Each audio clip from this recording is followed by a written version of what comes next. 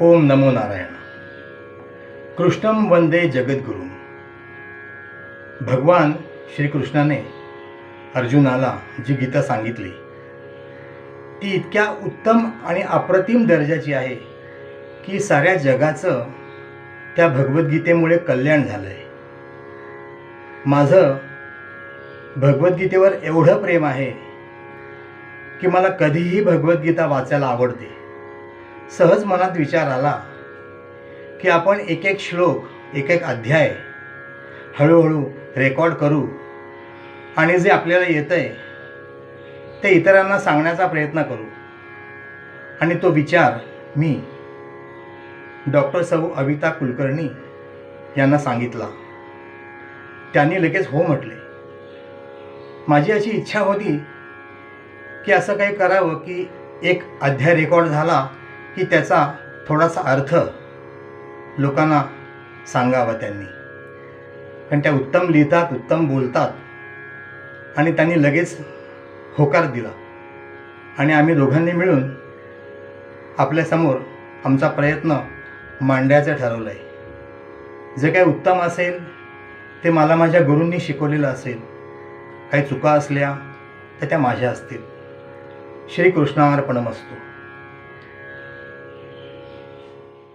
नमस्कार श्रोतेहो. श्रीमद भगवद्गीता म्हणजे ज्ञानाचा अथांग महासागर. पण श्रीकृष्ण भगवंतच म्हणतात, अभ्यासेन तू कौंतेय.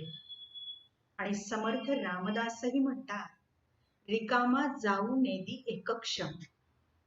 याच वचनांचा आधार घेऊन श्री अंशुमान गद्रे आणि डॉक्टर अविता कुलकर्णी यांनी आपल्या समोर 1 ते 18 अध्याय श्लोकांमध्ये आणि निरूपणांमध्ये आणण्याचा प्रयत्न केला. एक आचमनच म्हणूया हवे तर. जे न्यून असेल ते आमचे आणि जे उत्तम उदात्त सुंदर असेल ते अर्थातच श्रीकृष्ण परमात्म्याचे. धन्यवाद. अस्तु.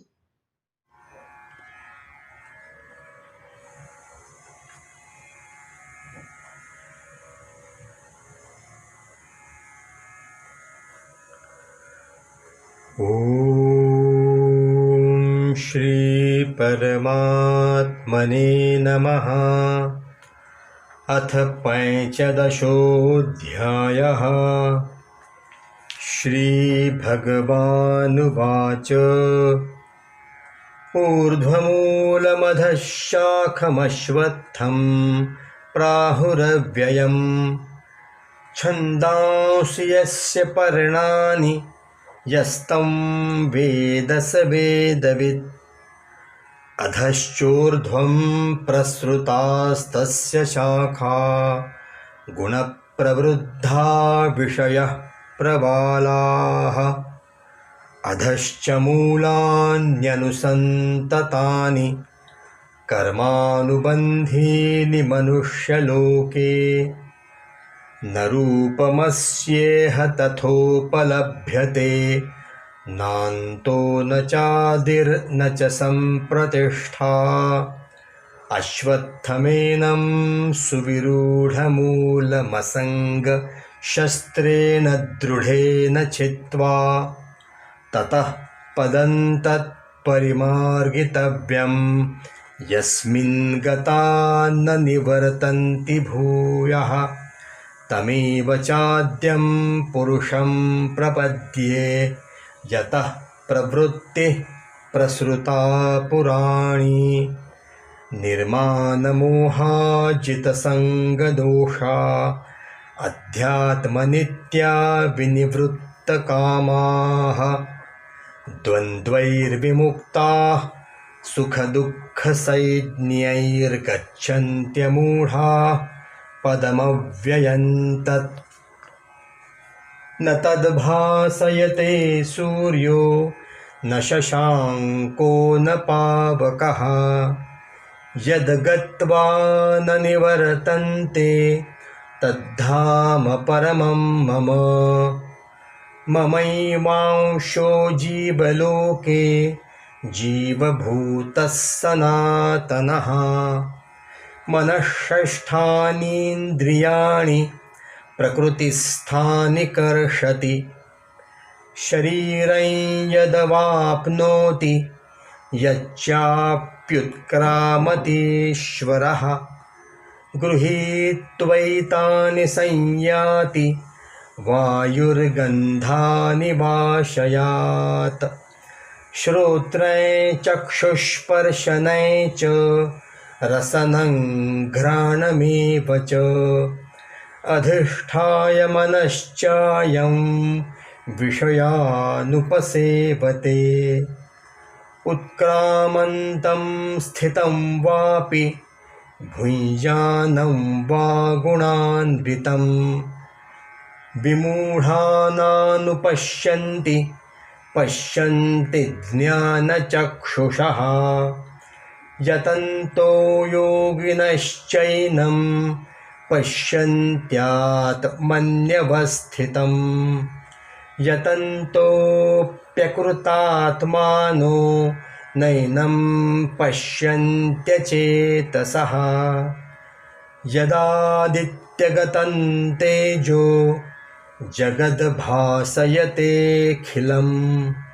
यच्चन्द्रमसि यच्चाग्नौ तत्तेजो विद्धि मामकम् गामाविश्य च भूतानि धारयाम्यहमोजसा पुष्णामि चौषधीः सर्वाः सोमो भूत्वा रसात्मकः अहं वैश्वानरो भूत्वा प्राणिनां देहमाश्रितः प्राणापानसमायुक्तः पचाम्यन्ये चतुर्विधम् सर्वश्च चाहं हृदि सन्नविष्टो मत्तस्मृतिर्ज्ञानमपोहनै च वेदैश्च सर्वैरहमेव वेद्यो वेदान्तकृद्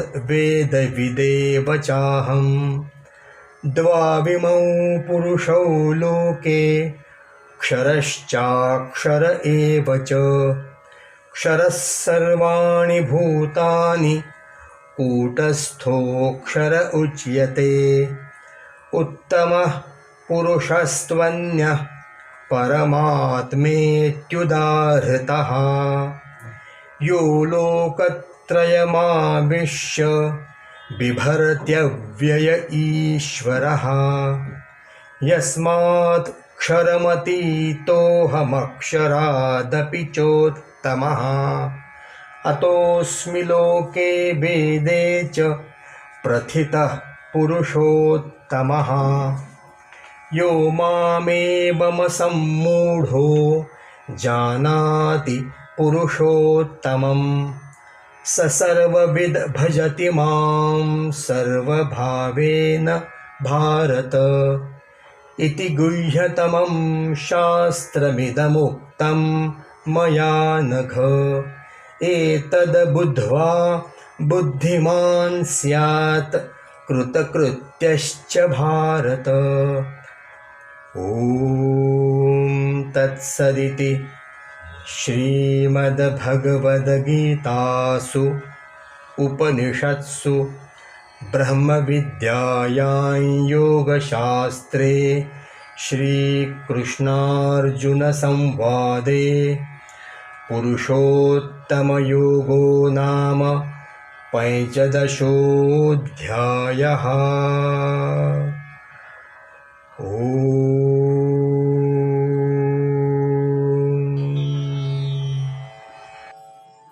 अध्याय 15.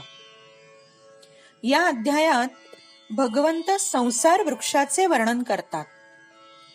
हा वृक्ष सर्वसाधारण वृक्षांसारखा नाही. प्रत्येक वृक्षाचे मूळ जमिनीत खाली असते आणि शाखा वर असतात. पण या अध्यायात सांगितलेल्या संसार वृक्षाचे मूळ स्वयं परमात्मा आहे. मूळ वर असून त्याची खालची शाखा म्हणजे अधःशाखा ब्रह्मदेव आहेत आणि त्याच्या खाली वाढणाऱ्या शाखा जीवांच्या नवनवीन होणाऱ्या उत्पत्तींच्या शाखा आहेत. ब्रह्मदेवांव्यतिरिक्त इतर शाखांचे जीव प्रकृतीशी तादात्म्य पावल्याने वारंवार जन्म मरण बंधनात अडकतात आणि तितक्याच शाखा खाली खाली पसरतात. असा हा महाकाय संसार वृक्ष आहे आणि त्याचे मूळ स्वतः परमात्मा आहेत. या वृक्षाला अश्वत्थ नावाने संबोधले आहे. अश्वत्थ म्हणजे जो उद्यापर्यंतही स्थिर नाही असा एक अर्थ आहे, तर दुसरा अर्थ म्हणजे अश्वत्थ म्हणजे पिंपळ. भगवंताची ती विभूती आहे. शास्त्रातही या वृक्षाचे महत्व आहे. पिंपळ, आवळा, तुळस यांना झाडे म्हणू नये. त्यांची पूजा म्हणजे भगवंताची पूजा होते असे यांचे श्रेष्ठत्व आहे. अशा द्वय अर्थी या संसार वृक्षाला अश्वत्थ म्हटले आहे. हा संसार वृक्ष क्षणभंगूर आहे. प्रत्येक क्षणी त्याचा क्षय आहे. तरी त्याला अव्यय म्हणण्याचे कारण म्हणजे त्याच्या प्रवाहाची नित्यता. प्रत्येक क्षणाला उत्पत्ती, स्थिती आणि लय होत असलेला हा संसार वृक्ष परिवर्तनशील आहे. म्हणूनच तो अश्वत्थ आहे. वेद हे या संसार रूपी वृक्षांची पाने आहेत. जो या संसार वृक्षाला जाणतो तो वेदांच्या यथार्थ तात्पर्यालाही जाणतो. संसार हा क्षणभंगूर आहे. त्यात सुखाची यत्किंचितही आशा न ठेवणे हे ते जाणणे होय. असा जो जाणणारा असतो तो वेदवित असतो. ज्याप्रमाणे पाणी दिल्याने वृक्षाची वाढ होते, तद्वतच संसार वृक्षाची वाढ गुणरूपी पाण्याने होते. सत्व, रज, तम या गुणांच्या संगाने विषयरूपी कोंब वाढत जातात. मनुष्य या विषयांना आकर्षित होतो. त्या विषयांमध्ये अत्यंत आसक्त होतो. पण त्याने हे लक्षात ठेवले पाहिजे की मनुष्य योनीच्या व्यतिरिक्त सर्व योनी भोग योनी आहेत. केवळ पूर्व कर्म भोगण्याचाच त्यांना अधिकार आहे. पण मनुष्य योनीत नवीन कर्म करण्याचा अधिकार आहे. त्याने केलेल्या कर्मानुसार फलस्वरूप म्हणून मनुष्य ऊर्ध्व किंवा अधोलोकात जातो. अर्थातच जर मनुष्याने विवेक केला तर तो भगवंताला सम्मुख होऊन परमधामापर्यंत जाऊ शकतो. ईषणा, कामना म्हणजे इच्छा, वासना ठेवून तो कर्मबंधनात अडकतो आणि पुन्हा पुन्हा जन्माला येतो. तेव्हा असंगाने म्हणजे वैराग्यपूर्वक मी शरीर नाही यावर दृढ होऊन कामनांचा त्याग करून या वृक्षाचे छेदन करण्यास भगवंत सांगत आहेत. जीव परमात्म्याचाच अंश आहे. संसाराशी गुणांच्या सहाय्याने संग मानल्यामुळे आपल्यातील परमात्मा अंशाला तो विसरून गेला आहे. कामनांचा त्याग करून मी भगवंताचाच आहे हे जाणून परमात्म्याला शरण जावे. भगवान माझे आहेत, मी भगवंताचा आहे अशी भगवंताकडेच सम्मुखता ठेवावी. निर्मोही झालेले, अनासक्त असलेले, कामनारहित उच्च स्थितीतील मुक्त पुरुष अविनाशी अशा या परमपदाला प्राप्त होतात. जो जीव मन इंद्रियांनाच आपले मानतो, त्यांचा गुलाम होतो, तो त्यांना घेऊन अनेक योनींमध्ये फिरत राहतो. जसा वायू फायापासून गंध घेऊन जातो, तसा जीवात्मा सूक्ष्म आणि कारण देहाला मृत्यूनंतर घेऊन जातो. आणि आशयरूप स्थूल शरीर मागे सोडतो. मनाच्या आश्रयाने श्रोत्र, नेत्र, त्वचा, जीभ, नाक या पंचेंद्रियेंद्वारा विषयाचे सेवन करू लागतो. त्यामुळे आसक्ती वाढतच जाते आणि वारंवार निरनिराळ्या योनींमध्ये भटकत जातो. खरे तर भगवंतांनी हे मनुष्य शरीर आपला उद्धार करून घेण्यासाठी दिलेले आहे. पण अविवेकाने जडाशी म्हणजे शरीराशी मी, माझे याच्याशीच संबंध प्रस्थापित केला आहे. भगवंताचा प्रभाव इतका आहे की सूर्य, चंद्र, अग्नीत त्यांचेच तेज आहे. चंद्रकिरणांनी तयार होणाऱ्या औषधीही भगवंतामुळेच होतात. जसा समष्टीमध्ये भगवंताचा प्रभाव आहे तसा व्यष्टीमध्ये नसेल तरच नवल. शरीरातील अन्नाचे पचन कोण करतो? भगवंतच.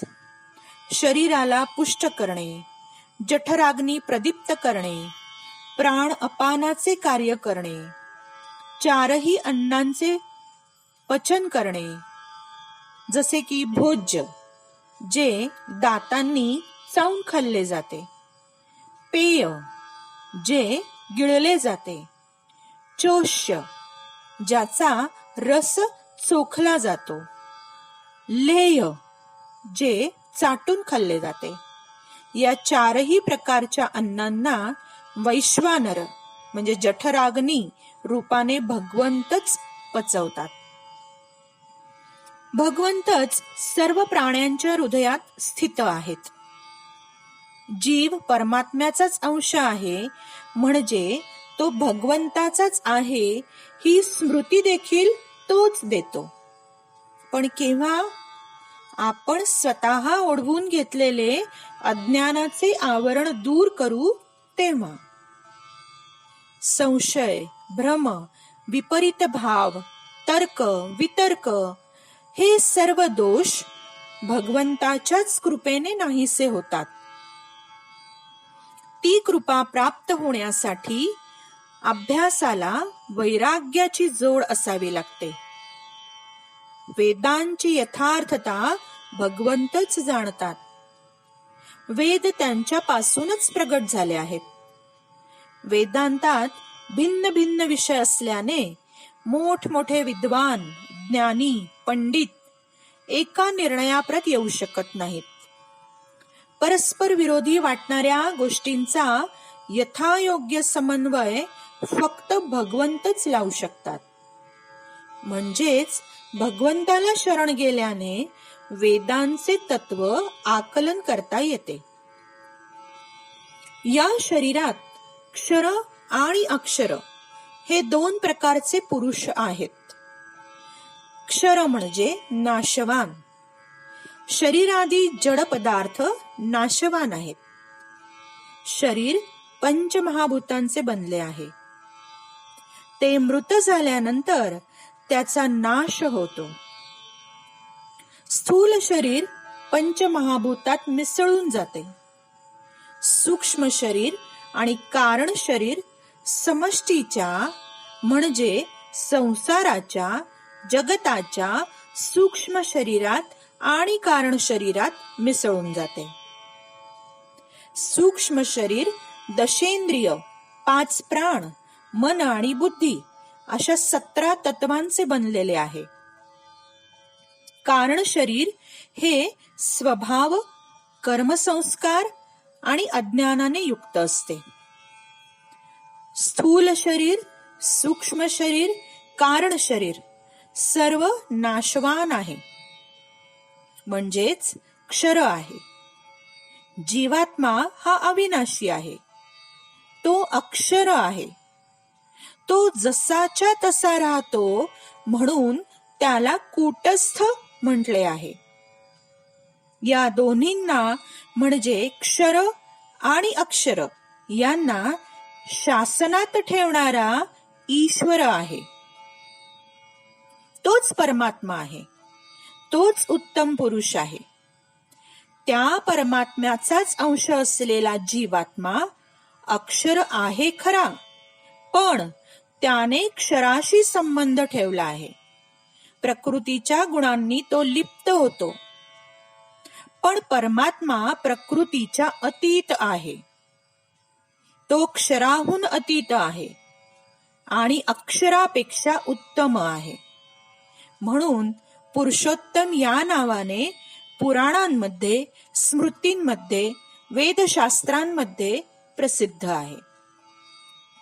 अशा परमात्म्याचा जो नित्य अनुभव करतो, ज्याच्या मनात कोणताच भ्रम, संशय, विकल्प राहत नाही, तो सर्वविद म्हणजे सर्व जाणणारा असतो. या अध्यायात भगवंतांनी मीच पुरुषोत्तम आहे ही अत्यंत गोपनीय, गुह्य गोष्ट प्रगट केली. अशा प्रकारे पुरुषोत्तम योग नावाचा 15वा अध्याय येथे समाप्त झाला.